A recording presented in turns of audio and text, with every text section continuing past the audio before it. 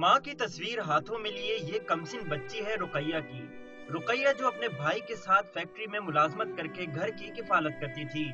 برہم آگ نے نہ صرف اس بچی کو ممتا بلکہ ماموں کے پیار سے بھی محروم کر دیا۔ رقیہ اپنی بیٹی کے لیے چوڑیاں لانے کا کہہ کر گئی تھی۔ چوڑیوں کی منتظر اس معصوم کو تو یہ بھی نہیں معلوم کہ اس کی ماں اب اس دنیا میں نہیں رہی۔ چوڑی لانے کے لیے بول گئی، چوڑی پہنو گی اب۔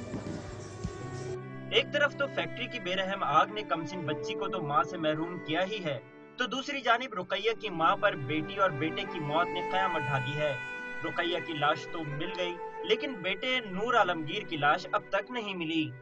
میرا بچہ کو ڈھونڈ دو، آپ لوگوں کی بہت بہت مہربانی۔ اس کی ماں کو تو خیر دیکھ لیے نظروں سے، ہم بچے کو دیکھنے کے لیے آنکھ ترس رہی ہے۔ جگر کے ٹکڑوں کی اچانک موت نے پورا گھر اجاڑ دیا ہے۔ بیٹی اور نوجوان بیٹے کے بغیر گھر ویران ہو گیا ہے۔ فیکٹری میں لگی آگ کی بھیٹ چڑھنے والی رقیہ اور نور عالمگیر کی یہ بدنصیب ماں ارباب اختیار سے انصاف مانگتی ہے۔